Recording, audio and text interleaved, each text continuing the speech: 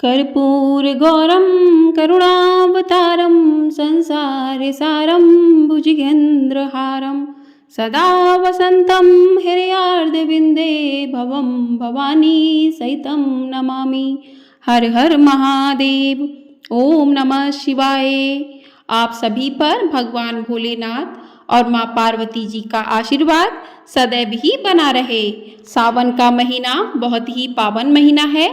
कहते हैं कि इस माह में भगवान भोलेनाथ को यदि उनके भक्त एक लोटा जल भी अर्पित करते हैं तो भगवान भोलेनाथ अपने भक्तों की सभी मनोकामनाएं भी पूर्ण करते हैं।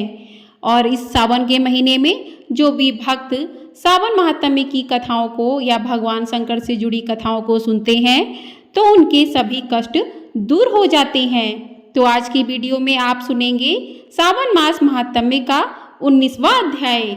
आप सभी से अनुरोध है कि कथा को पूरा अवश्य सुनिएगा और यदि आपने चैनल को सब्सक्राइब नहीं किया है तो चैनल को सब्सक्राइब जरूर कर लीजिए। हमारे चैनल पर आपको सावन मास महात्म्य की कथाएं प्रत्येक दिन सुनाई जा रही हैं, तो इन कथाओं को अवश्य सुनिएगा और भगवान भोलेनाथ का आशीर्वाद आप सभी पर बना रहे। तो चलिए आज की कथा शुरू करते हैं। कथा शुरू करने से पहले भगवान भोलेनाथ का ध्यान करते हैं, उसके बाद कथा को प्रारंभ करते हैं। ओम नमः शिवाय। श्री शिवाय नमस्तभ्यम। तो आज के अध्याय में श्रावण मास की दोनों पक्षों की एकादशियों के व्रतों का वर्णन तथा विष्णु पवित्रारोपण विधि का वर्णन किया गया है। भगवान शंकर बोले कि हे महामुने, अब मैं श्रावण मास में दोनों पक्षों की एकादशी तिथि को जो किया जाता है उसे कहता हूँ, आप सुनिए। हे वत्स, रहस्यमय अति श्रेष्ठ महान पुण्य प्रदान करने वाले तथा महापातकों का नाश करने वाले इस व्रत को मैंने किसी से नहीं कहा है। यह एकादशी व्रत श्रवण मात्र से मनुष्यों को वांछित फल प्रदान करने वाला, पापों का नाश करने वाला, सभी व्रतों में श्रेष्ठ तथा शुभ है। इसे मैं आपसे कहूँगा, आप एकाग्रचित होकर सुनिए। दशमी तिथि में प्रातःकाल स्नान करके शुद्ध होकर संध्या आदि कर लें और वेद वेत्ता, पुराणज्ञ तथा जितेंद्रिय विप्रों से आज्ञा लेकर 16 उपचारों से देवादिदेव भगवान का विधिवत पूजन करके इस प्रकार प्रार्थना करें कि हे पुंडरीकाक्ष, मैं एकादशी को निराहार रहकर दूसरे दिन भोजन करूँगा। हे अच्युत, आप मेरे शरणदाता होइए। हे वत्स, गुरु, देवता तथा अग्नि की सन्निधि में नियम धारण करें और उस दिन काम क्रोध रहित होकर भूमि पर शयन करें। उसके बाद प्रातःकाल होने पर भगवान केशव में मन को लगाएं। भूख लगने तथा प्रस्खलन, गिरना, ठोकर आदि लगना के समय श्रीधर इस शब्द का उच्चारण करें। हे वत्स, यह व्रत मोक्ष प्रदान करने वाला है, अर्थात 3 दिनों तक पाखंडी आदि लोगों के साथ बातचीत, उन्हें देखना तथा उनकी बातें सुनना, इन सब का त्याग कर देना चाहिए। तदंतर क्रोध रहित होकर पंचगव्य लेकर मध्याह्न के समय नदी आदि के निर्मल जल में स्नान करना चाहिए। सूर्य को नमस्कार करके भगवान श्रीधर की शरण में जाना चाहिए और वर्णाचार की विधि से सभी कृत्य संपन्न करके घर आना चाहिए। वहाँ पुष्प, धूप तथा अनेक प्रकार के नैवेद्यों से श्रद्धापूर्वक श्रीधर की पूजा करनी चाहिए। उसके बाद सुवर्णमय पंचरत्न युक्त श्वेत चंदन से लिप्त तथा 2 वस्त्रों से आच्छादित कलश को स्थापित करके और शंख चक्र गदा युक्त देवादिदेव श्रीधर की प्रतिमा स्थापित कर उनकी पूजा करके गीत, वाद्य तथा कथा श्रवण के साथ रात्रि में जागरण करना चाहिए। इसके बाद विमल प्रभात होने पर द्वादशी के दिन विधिवत पूजन करके कृत्य होकर बुद्धिमान को चाहिए कि श्रीधर नाम का जप करें। इसके बाद उन शंख, चक्र तथा गदा धारण करने वाले देव देवेश श्रीधर की पुनः पूजा करें और सुवर्ण दक्षिणा सहित कलश ब्राह्मण को प्रदान करें। उस समय ब्राह्मण को विशेष करके नवनीत अवश्य प्रदान करें। इस प्रकार प्रार्थना करें कि भगवान श्रीधर, आज आप मुझ पर प्रसन्न हो और मुझे अति उत्तम लक्ष्मी प्रदान करें। हे मुनि श्रेष्ठ, इस प्रकार उच्चारण करके जगत गुरु श्रीधर से प्रार्थना करके श्रेष्ठ ब्राह्मणों को भोजन कराकर अपने सामर्थ्य अनुसार दक्षिणा देनी चाहिए। उसके बाद सेवकों आदि को भोजन कराकर गायों को घास खिलानी चाहिए। इसके बाद मित्रों तथा बंधु बांधवों समेत स्वयं भोजन करना चाहिए। हे सनत कुमार, मैंने आपको यह श्रावण मास की शुक्ल पक्ष की एकादशी व्रत विधि बतला दी। इसी प्रकार कृष्ण पक्ष की एकादशी में भी करना चाहिए। दोनों व्रतों में अनुष्ठान समान है, केवल देवताओं के नाम में भेद है। जनार्दन मुझ पर प्रसन्न हो, यह वाक्य बोलना चाहिए। शुक्ल एकादशी के देवता श्रीधर हैं और कृष्ण एकादशी के देवता जनार्दन हैं। हे सनत कुमार, यह मैंने आपसे दोनों एकादशियों के व्रत का वर्णन कर दिया है। इस एकादशी व्रत के समान पुण्य व्रत ना तो कभी हुआ है और ना ही होगा। आपको यह व्रत गुप्त रखना चाहिए और दुष्ट हृदय वाले को नहीं प्रदान करना चाहिए।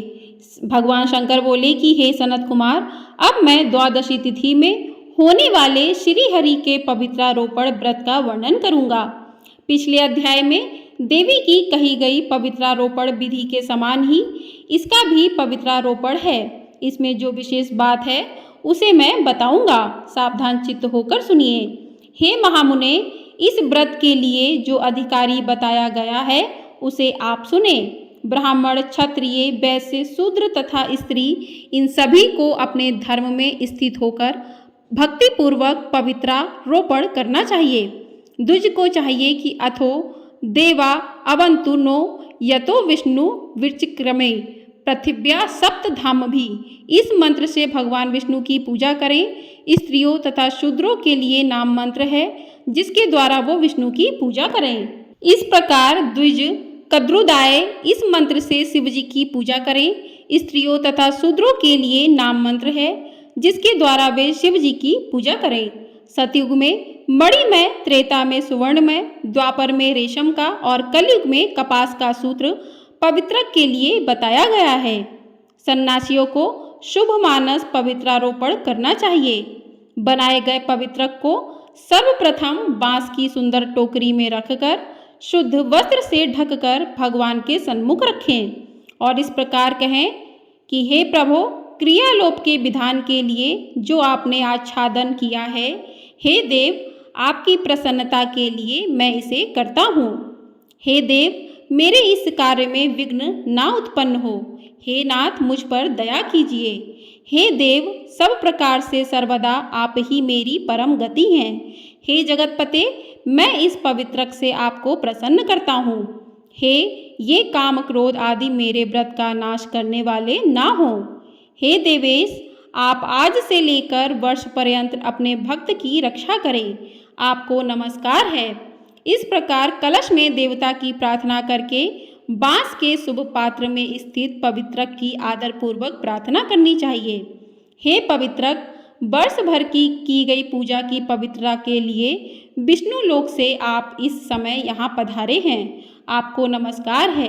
हे देव, मैं विष्णु के तेज से उत्पन्न मनोहर, सभी पापों का नाश करने वाले तथा सभी कामनाओं को पूर्ण करने वाले इस पवित्रक को आपके अंग में धारण कराता हूँ। हे देवेश, हे पुराण पुरुषोत्तम, आप मेरे द्वारा आमंत्रित हैं अथा आप मेरे समीप पधारे, मैं आपका पूजन करूँगा।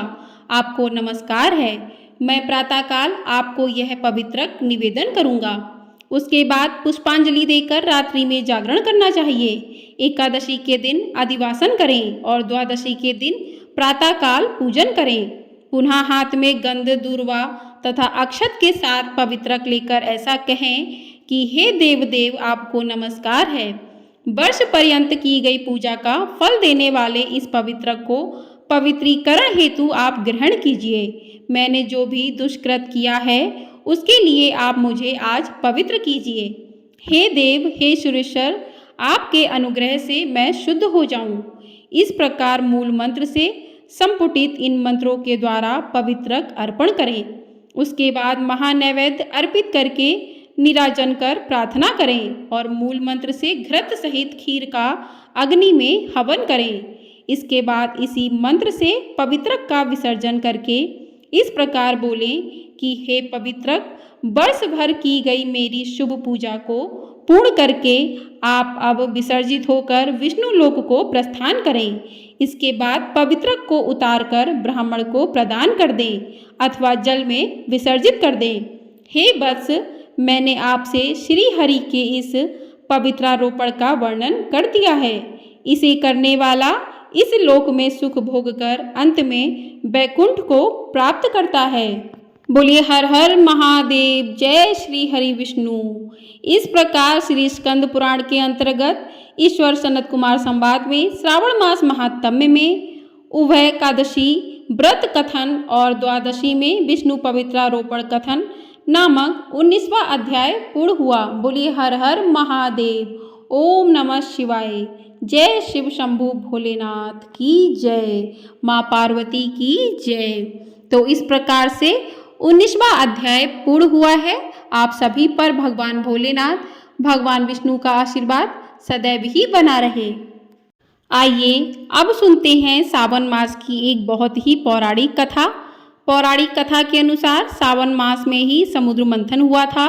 इस मंथन से हलाहल विष निकला जो चारों तरफ हाहाकार मच गया। संसार की रक्षा करने के लिए भगवान शिव ने विष को कंठ में धारण कर लिया। विष की वजह से भगवान शंकर का कंठ नीला पड़ गया और वो नीलकंठ कहलाए। विष का प्रभाव कम करने के लिए सभी देवी देवताओं ने भगवान शंकर को जल अर्पित किया, जिससे उन्हें राहत मिली। इससे वे प्रसन्न हुए। तभी से हर साल सावन मास में भगवान शिव को जल अर्पित करने या उनका जलाभिषेक करने का रिवाज शुरू हो गया। कहते हैं कि सावन के महीने में भगवान शंकर को जो भी भक्त 1 लोटा जल अर्पित करते हैं तो भगवान शंकर का आशीर्वाद उन पर बना रहता है और उन भक्तों की सभी मनोकामनाएं पूर्ण होती हैं। बोलिए भगवान शंकर की जय। आपको ये वीडियो पसंद आई हो तो वीडियो को लाइक ज़रूर कीजिएगा, शेयर भी कीजिएगा ज़्यादा से ज़्यादा लोगों में। और आपने यदि चैनल को सब्सक्राइब नहीं किया है तो चैनल को सब्सक्राइब ज़रूर कर लीजिए। हमारे चैनल पर सावन मास की प्रत्येक दिन की कथाएं सुनाई जा रही हैं, उनको भी अवश्य सुनिएगा। और भी सारी कथाएं अपलोड हैं वीडियो मोबाइल पर, तो आप चैनल पर जाकर देख सकते हैं। सारे दिन की कथाएँ भी सुन सकते हैं। आप इन कथाओं को किसी भी समय सुन सकते हैं, जिस समय आपके पास समय हो। इन कथाओं का रसपान कीजिए और भगवान भोलेनाथ का आशीर्वाद आप सभी पर सदैव ही बना रहे, सभी भक्तों पर बना रहे। आज आपको हमारे चैनल पर नाग पंचमी की व्रत कथा भी सुनाई जाएगी, तो उसको भी अवश्य सुनिएगा। और कमेंट बॉक्स में हर हर महादेव अवश्य लिखिएगा। आप लोग लाइक करते हैं वीडियो को तो बहुत ही अच्छा लगता है। आपका एक लाइक हमारे लिए बहुत अधिक महत्वपूर्ण होता है, तो वीडियो को लाइक ज़रूर कर दिया कीजिए और ढेर सारा प्यार अपना ज़रूर दीजिए। हम सभी पर भगवान भोलेनाथ अपना आशीर्वाद सदैव ही बनाए रखें। ओम नमः शिवाय।